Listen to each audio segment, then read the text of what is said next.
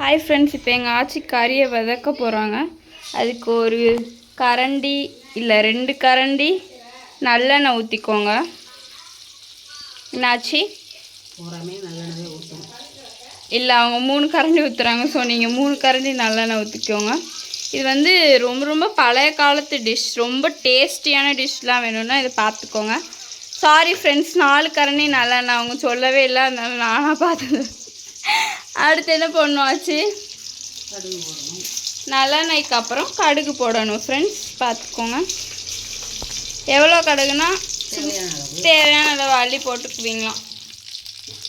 அடுத்து மட்டன் கறி தான் நம்ம இப்போ வதக்க போகிறோம். நெக்ஸ்ட் வந்து சின்ன வெங்காயமும் கருவேப்பிலையும் வந்து ஆச்சி எடுத்து வச்சுருக்காங்க. இதை போடுவாங்கன்னு நினைக்கிறேன். இந்தாங்க ஆச்சி. இப்போ வந்து ஆச்சி அடுத்து அதை போட போகிறாங்க உள்ள.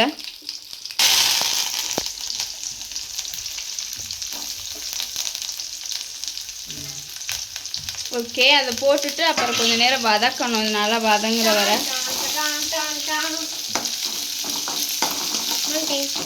வந்துட்டியா ஜோன்ஸ்? நெக்ஸ்ட்டு வெங்காயம் நல்லா வதங்கினதுக்கப்புறம் சாப்பிட்டு பாரு, உப்பு பாரு, கறி மட்டும் எலும்பு கறி மட்டும் இருக்கு. இப்போ இது வெந்துருச்சான்னு பார்ப்போம்.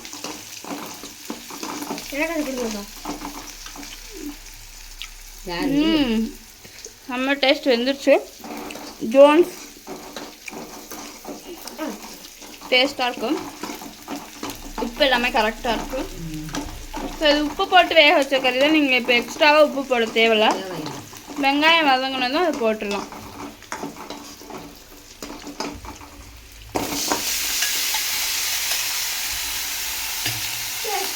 கறி போட்டாங்க உள்ள.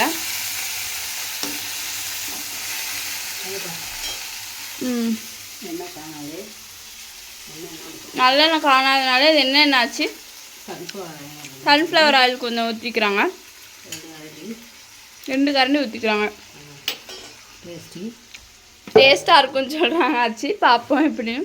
எப்போயுமே டேஸ்டியாக தான் இருக்கும். ஆச்சி ரசம் வச்சாலே எனக்கு பிடிக்கும். அது சும்மாலாம் சொல்லலை, நிஜமாகவே.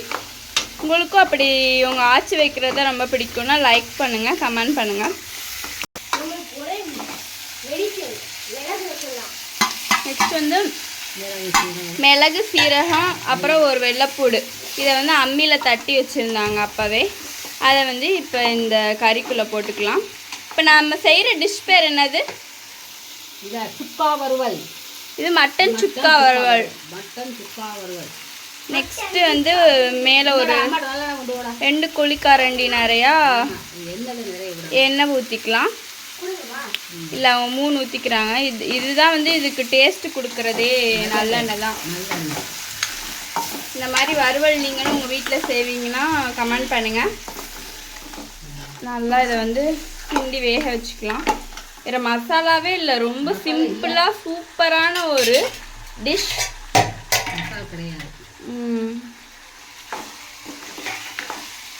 இந்த மாதிரி ஒரு மட்டன் வறுவல் வந்து நீங்கள் இதுக்கு முன்னாடி சாப்பிட்ருந்தீங்கன்னா சொல்லுங்கள் ஃப்ரெண்ட்ஸ். ஆச்சி டேஸ்ட் பார்க்குறாங்க. எப்படி இருக்கு ஆச்சி? டேஸ்ட்டாக இருக்கா?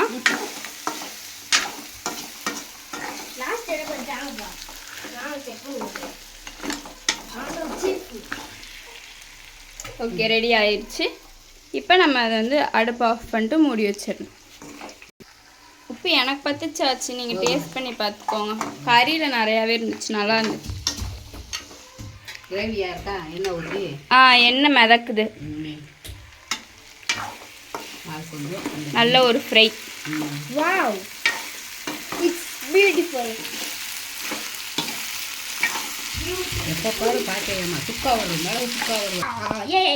ஆஃப் பண்ணிடலாம். பாய் ஃப்ரெண்ட்ஸ், லைக் பண்ணுங்கள், சப்ஸ்கிரைப் பண்ணுங்கள், கமெண்ட் பண்ணுங்கள். வச்சிடுறேன்.